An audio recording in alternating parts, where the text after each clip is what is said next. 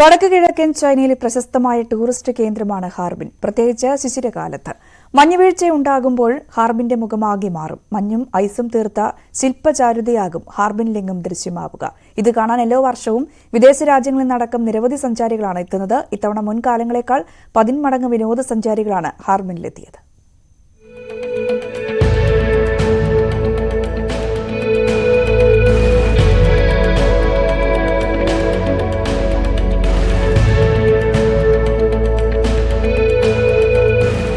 ശിശിരകാലം Harbin ആഘോഷിക്കുന്നത് മഞ്ഞുത്സവവും തണുത്തുറഞ്ഞ ഐസിൽ ശില്പങ്ങൾ നിർമ്മിച്ചുമൊക്കെയാണ്.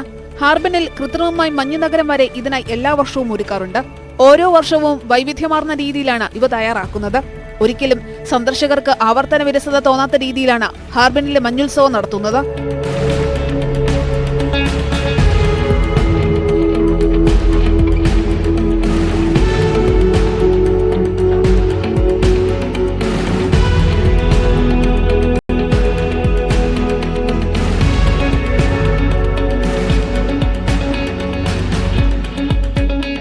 ഇതൊക്കെ കൊണ്ട് തന്നെയാണ് മഞ്ഞുകാലത്ത് ചൈനയിലെത്തുന്ന സഞ്ചാരികളിലേറെയും ഹാർബിനിലേക്ക് പോകുന്നത്.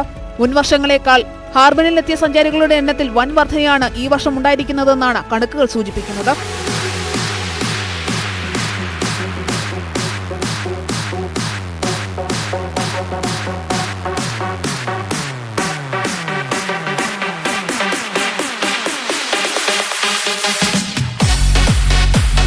പുതുവർഷത്തിലെ ആദ്യ 3 ദിനം മാത്രം ഹാർബിൻ സന്ദർശിച്ചത് 3.05 ദശലക്ഷം സഞ്ചാരികളാണ്.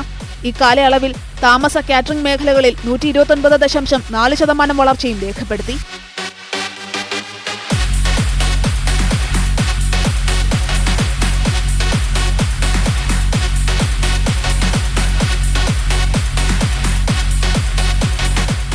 തണുത്തുറഞ്ഞ സോങ്ഹുവ നദിയിലെ 1,40,000 ചതുരശ്ര മീറ്റർ പ്രദേശത്താണ് ഐസ് ആൻഡ് സ്നോ പാർക്ക് നിർമ്മിക്കുന്നത്. ഇവിടെ സന്ദർശകർക്ക് ഐസ് സ്കേറ്റിംഗും സ്ലെഡ്ജിംഗും സ്നോമൊബൈലും സ്കീ റൈഡുകളും എല്ലാം ആസ്വദിക്കാം. സോഷ്യൽ മീഡിയയിൽ ഹാർബിന്റെ വർദ്ധിച്ചുവരുന്ന ജനപ്രീതിയാണ് സഞ്ചാരികളെ ഇവിടേക്ക് ആകർഷിക്കുന്നത്. റഷ്യൻ ശൈലിയിലുള്ള കെട്ടിടങ്ങളും മനോഹരമായ മഞ്ഞുകാഴ്ചകളും ഒക്കെ തന്നെയാണ് സോഷ്യൽ മീഡിയയിലെ ജനപ്രീതിക്ക് കാരണം. News desk, news 18.